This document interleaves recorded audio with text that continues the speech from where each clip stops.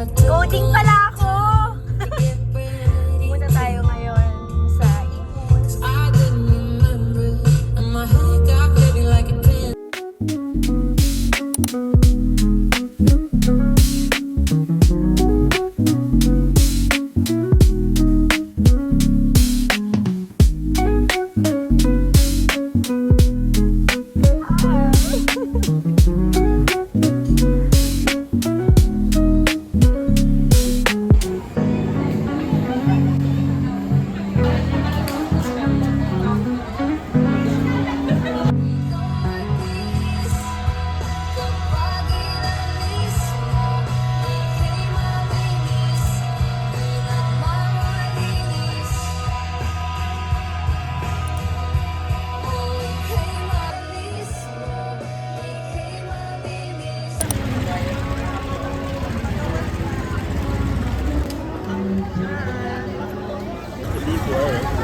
Ano sabi mo?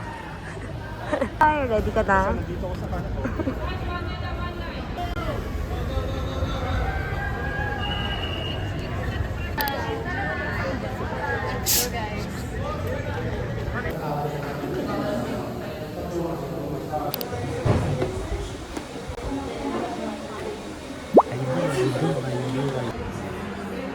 Ulat na siya. Ready na siyang ikasal. Oh, ready na siya. Kakasal na kami. Let's go.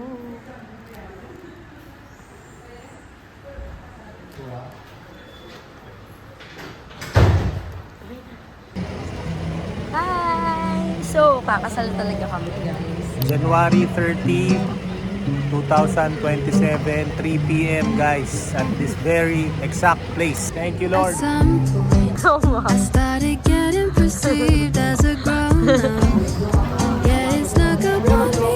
I remember days on the back of the school bus, making up us wanted to grow up, but now I'm missing the old days.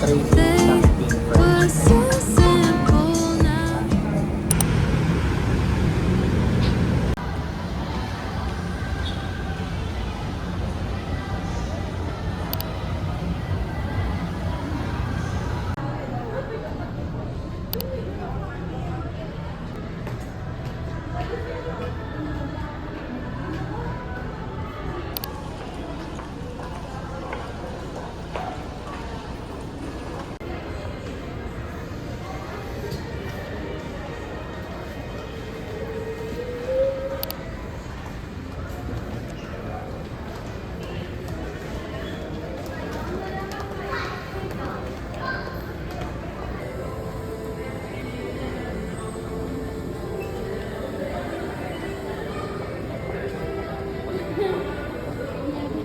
Guys, sobrang cute to. 29 pesos lang. Meron pa dito mga ibang design.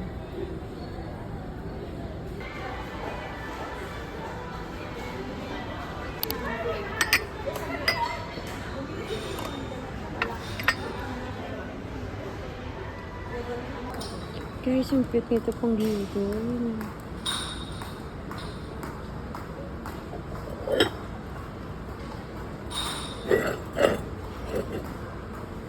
Sobrang ganda naman ito.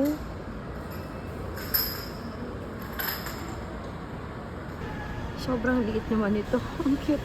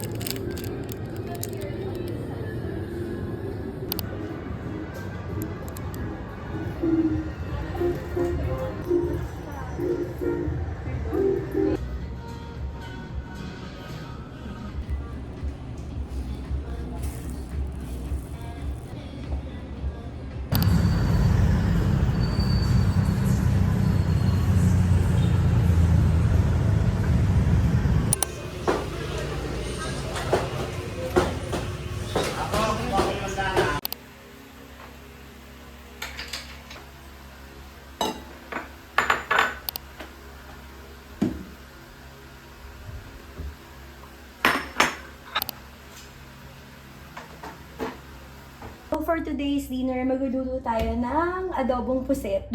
So, ito, binili ko kanina. Ito, less than half kilo. This is 140 pesos.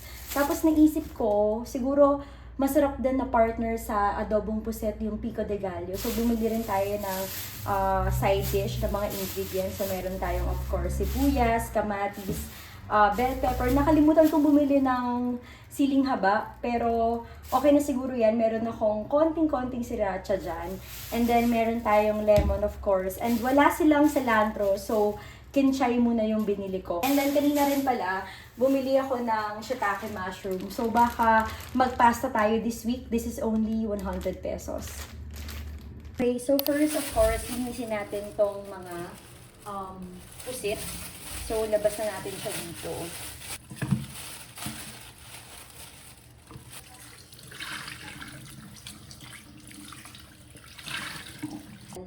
So, una is tanggalin natin tong sa loob.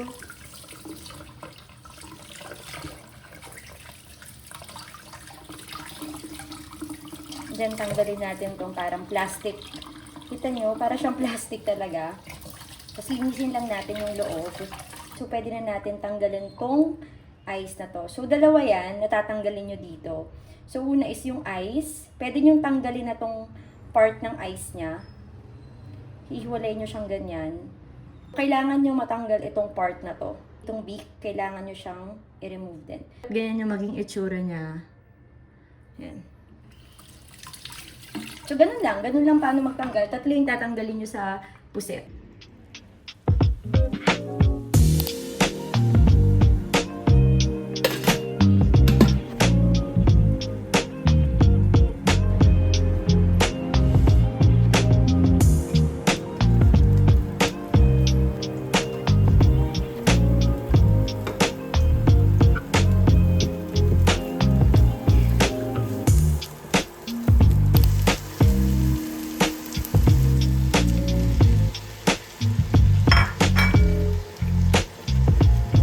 So, after nyo mag-isa, and then lalagay nyo na yung puset, lagay na kayo ng soy sauce and vinegar.